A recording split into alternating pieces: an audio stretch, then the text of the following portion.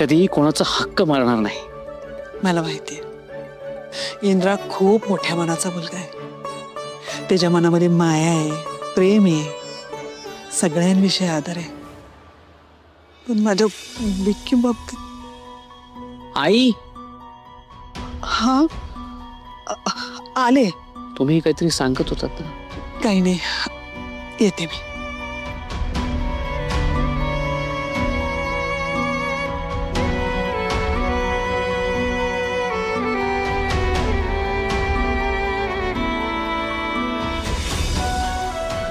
खूप भोगलंय वहिनीने, मनात साचवून ठेवतील. व्यक्त नाही होणार.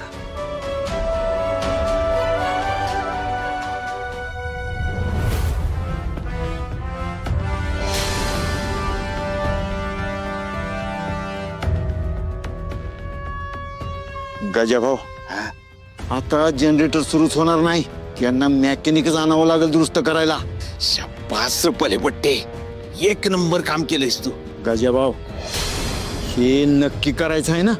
नाही म्हणजे हे जर इंद्रा साहेबांना कळलं ना तर लय मोठा लॉचा होईल. अरे तुला काय करायच्यात नसत्या पंचायती, सांगितलं तेवढं कर की. वायर कट कर, कट कर. अरे गजाभाऊ, नुसता मेन सप्लाय कट करून उपयोग होणार नाही. अरे आपल्या फॅक्टरीतले वायरमॅन 5 मिनिटात जुळतील आणि परत चालू करतील. अरे याड्या, मग तू असं काहीतरी कर, 5 मिनिटात डीपी जळून खाक होईल. काय? थांब 1 मिनिट आलो. ये चाललाय बादू.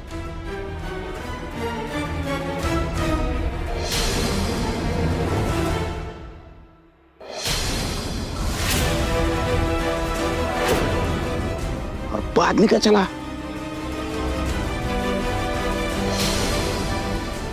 गजेभाऊ, तू लांब हो, नाही तर तुला करंट लागणार. येडायस का काय? शुभ बोलणाऱ्या तर मांडव पेटला. थांब थांब, सावकाश.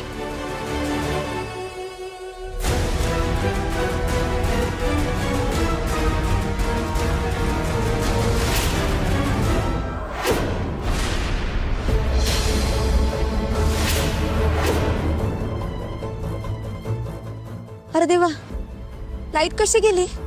अशी कशी लाईट गेली? आता उरलेलं काम कसं करायचं आपण? मला वाटते आता ही काय ऑर्डर पूर्ण होत नाही.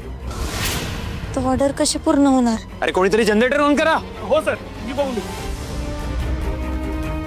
अशी लाईट जाणार नाही. मला असं वाटतं आपण सबस्टेशनला एकदा फोन करून विचारूया. माझ्याकडे आहे नंबर, थांब मी करतो. एक मिनिट, माझ्याकडे आहे नंबर, मी फोन करतो. सर, मला वाटतं फॅक्टरीच्या मेन स्विच बोर्डाकडे जावं लागेल. करेक्ट. नाही केटी साहेब, तसं काही नसेल झालं. मी बघितलं ना बाहेर, सगळीच लाईट गेलेली आहे. आपल्याकडे काय फॉल्ट नसेल. अरे इलेक्ट्रिशियन कोण आहे आपल्याकडे? साहेब ने. लवकर इकडे. आपल्या मेन स्विच बोर्ड मध्ये काही इश्यू आहे का बघून ये पटकन, लवकर. साहेब, जनरेटर चालू होत नाही. नक्कीच काहीतरी त्यात बिघाड झालाय. असं कसं शक्य आहे? लाईट पण अचानक गेली, जनरेटर पण सुरू होत नाही. ही काय भानगड आहे? नाही, यात भानगड वगैरे काही नाही आहे. मेंटेनन्स डिपार्टवाल्यांना आपण रिपोर्ट दिला होता की आपल्याकडे इंटरनॅशनल ऑर्डर येणार आहे. त्यांचं लक्ष नाही आहे कामामध्ये, आपण त्यांना काढून टाकूया. अरे तू सबस्टेशनला कॉल करणार होतास ना, त्याचं काय झालं? हा,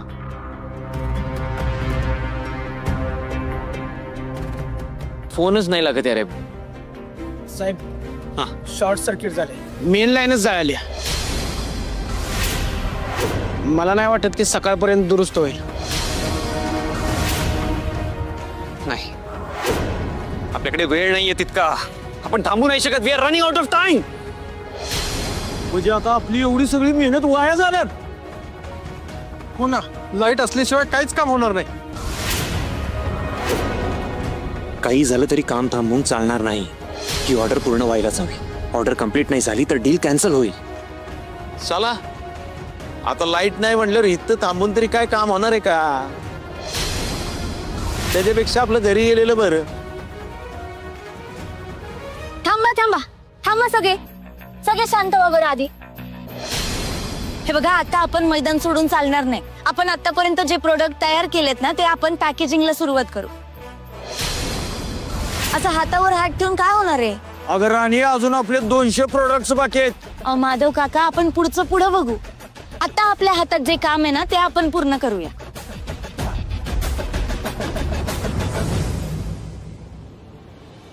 राणी अगं एवढ्या अंधारात कसं करणार पॅकिंग? इथं काहीच दिसत नाही.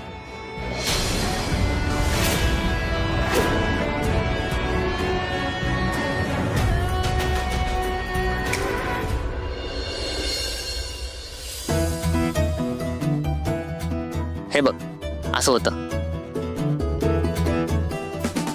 ओ माय गॉड, पण तू हे कसं केलंस? अगं मी ह्याला पूर्ण दिवस बाहेर ठेवलं होतं उन्हात. आता गंमत बघ, तुला दाखवतो कसं आहे. आई शपथ, म्हणजे हे सोलारवर चार्ज झालं का? ये किती स्ट्रगल हा. चिकू काय चाललंय?